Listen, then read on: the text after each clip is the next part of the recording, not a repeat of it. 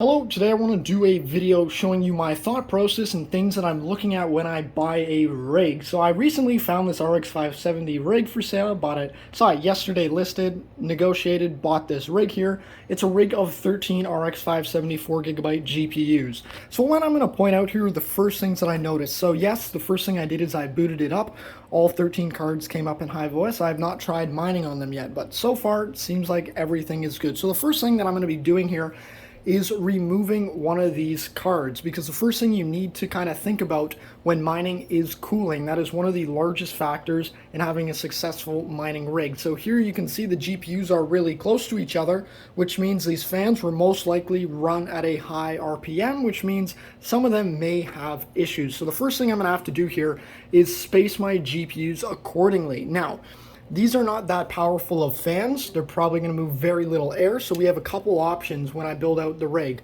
One, either take out two of the cards and space them a lot if we're not going to have a lot of active cooling. So maybe instead of this being a 13 card rig, it goes down to 6 cards. Now some of you guys are going to be like, why only run 6 cards on a rig like this? And again, it would be to have better cooling per card.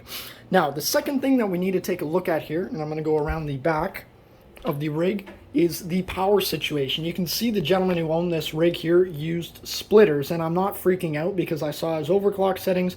He was mining Vertcoin and had the GPUs pretty well undervolted. But you can see here, he's running 2 splitters, so basically 4 GPUs per one, basically per one 8-pin rail here. So it's not really ideal. So what that means is I'm going to have to replace both of these power supplies and either use HP server power supplies if I have those available, or I'm going to use the ATX ones that I have available as well.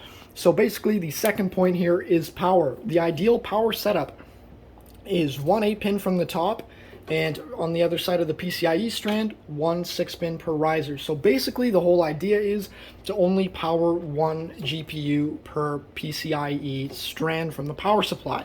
Obviously we have 13 GPUs here, so we're gonna have to change that up. And yeah, that's basically the two main things I'm gonna be looking at here, is the power setup and cooling. So again, for cooling, I have to space these cards a lot better. And then for power, I am going to be replacing these ATX power supplies, which I think we have a 750 watt Corsair. I don't know if this is gold or not. I'm going to have to research online. And then we have an 850 watt bronze EVGA, which I know is bronze, so as well I'm going to be replacing that. Otherwise, we did get an H110 13 GPU motherboard, which is phenomenal, as those are expensive at the moment. So yeah, as well you can see, this guy was running a bunch of daisy-chained SATA cables. So yeah, that's the end of my quick video here. All I wanted to talk about are the two things that I really look at when building the rig. First of all is cooling, which consists of spacing out your GPUs and deciding what kind of active cooling we're going to use. Most likely I'll do 2 large box fans if it's really hot still.